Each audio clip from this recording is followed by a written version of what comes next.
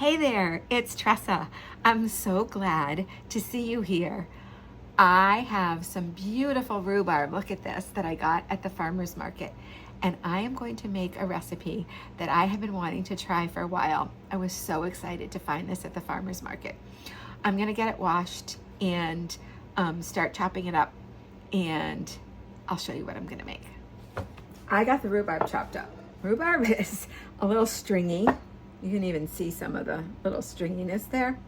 But I got it chopped up. I've got 3 cups of rhubarb here in the bottom of my pan. So now I've got 3 eggs in this bowl, and I'm gonna whisk those up, and I'm going to add some other ingredients. Now, the thing about rhubarb is it tends to be very tart. So, the recipe calls for 1.25 cups of sugar. First, I'm adding a cup of cream. This is half and half, actually, so that'll work. All right, and about 1.5 tablespoons of cornstarch. You could do flour, but I'm trying to keep it gluten-free. It's just gonna help to thicken it. The custard, it's gonna make, I'm making, I don't know if I told you guys when I showed you the rhubarb. I'm making a rhubarb custard. You could make it in a crust, but I'm gonna actually make it crustless. So, let me make sure I have all my ingredients. Cream, it needs some salt. All right. I'm gonna grab a measuring spoon.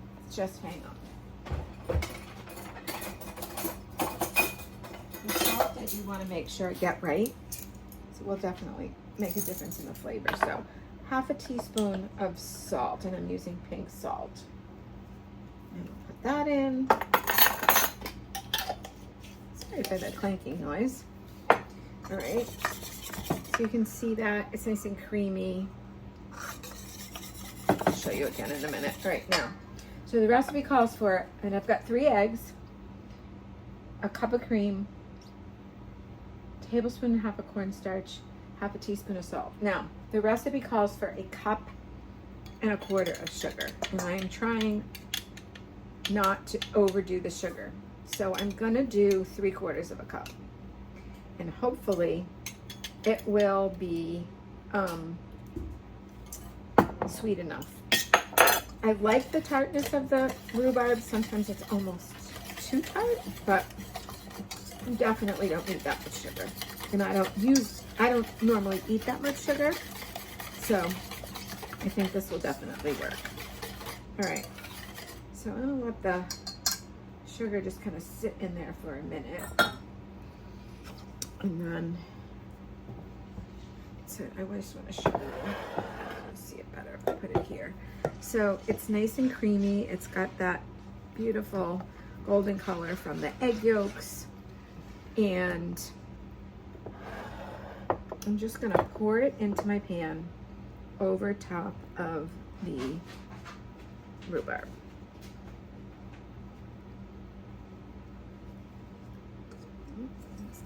Like a lump of sugar just kind of fell in there, so I'm gonna have to mix it up. Sorry about that bowl. All right.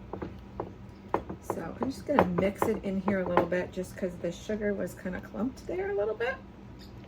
That will melt as it bakes.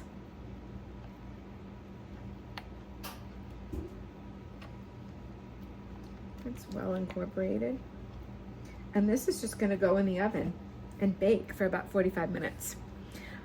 I'm gonna watch the time. It may not be exact, but I'll keep an eye on it, and I'll let you know, and I'll share the recipe with you. So hang on while it bakes. I'll come back and show you.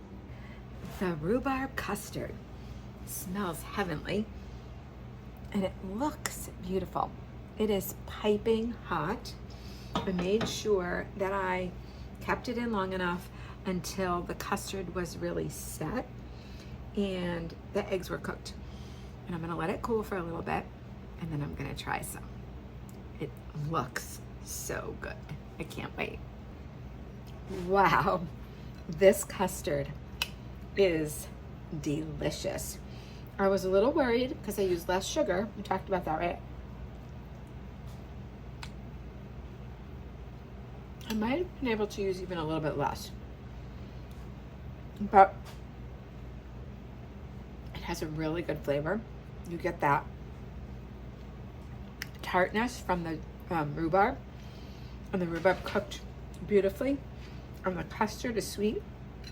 It is so good. So good. I'm gonna sit down and have myself a bowl. Now, I don't always eat like stuff like this with a lot of sugar in it, but it's got the protein from the eggs and the cream. It's got the fiber and the antioxidants and all the goodness from the rhubarb. So a little bit of sugar once in a while is okay. Could cut this back. If I had maple syrup or honey, which I'm out of both of them right now, I might have tried that instead, because I think that would be delicious. I actually think that would give it the sweetness, but it wouldn't be the refined sugar. Now, I did use an organic cane sugar that's not super refined, but it's still sugar. So that being said, I wanted to try the recipe, so while I had the time and get that cooked, plus the rhubarb was fresh. But there are lots of simple ways that you can create healthy habits, and you can live your best life, and you can feel better. Sometimes it's making some simple changes in your diet. I know, because I have had aches and pains. I have had digestive issues. I used to have headaches. I've had aches and pains in my body in all different places. And by making some simple changes in my diet, moving my body, all the little things, lifestyle changes, and creating healthy habits, I am living my best life, and I feel better at 61 than I did when I was 40. I can help you do the same. If you want to learn more about that, there is a link below in the description for my pain assessment, and I would love for you to take that to see how pain is impacting you in your life, and then schedule a call with me, and we can talk about how I can help you to live your best life. I will give you some tips to get you started right away, and we can talk about some options if you want to go a little further. God bless you, and have a wonderful, beautiful day. If you ever have any questions, reach out to me. I love helping you to live your best life.